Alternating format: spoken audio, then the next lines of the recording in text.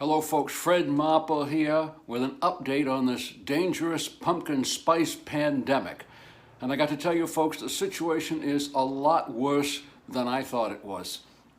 My members of my pumpkin spice squadron have been sending me all kinds of reports about the spread of this dangerous infection of pumpkin spice.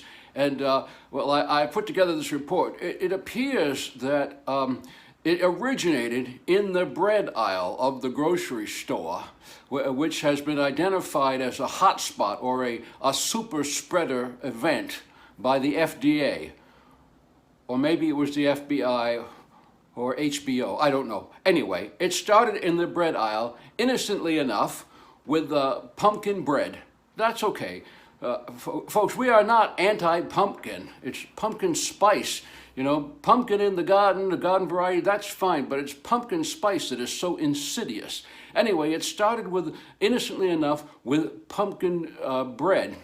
But then that spread pretty quickly to store-bought pumpkin bread, and then even other baked goods like pancake mix, you know. Well, from there, it was pretty quickly spread over to the next aisle, to the cereal aisle. So you got egregious violations like this. Pumpkin spice Cheerios. Then it was just a hop, skip, and a jump to the snack aisle. And you get things like pumpkin spice Pop-Tarts, for crying out loud. Pumpkin spice Snaps. I mean, has there been a run on ginger for ginger snaps or something? And this one, pumpkin spice yogurt pretzels. Now, coffee appears to be another hot spot. I've seen several examples of coffee and even tea. And then, of course, the infection has spread to other liquids, including juice and even eggnog. Now, you would think that the health section would be immune to this pumpkin spice infection, but no, check this out. Pumpkin spice cough drops, for goodness sakes. And now, I mean, it gets worse, folks.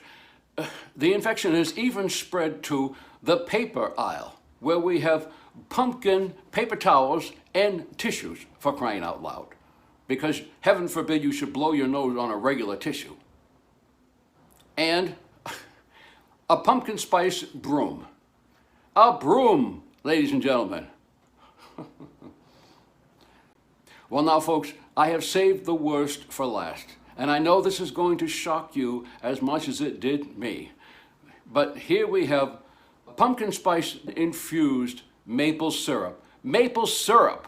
Now folks, if you are a real Yankee, there are a few things that you will not tolerate being messed with, and maple syrup is one of them. I mean, this is heresy. This is a bridge too far. And we are going to have to redouble our efforts to beat back this pumpkin spice pandemic.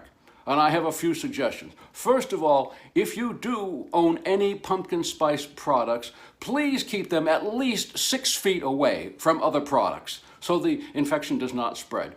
And you should also, when you are out shopping, keep your distance from those products. If you get within 6 feet of a pumpkin spice product, you may not be able to resist the siren lure, and you know, you may pick it up, but please resist the temptation, because if you start wondering yourself, I wonder what that tastes like, how bad could it be?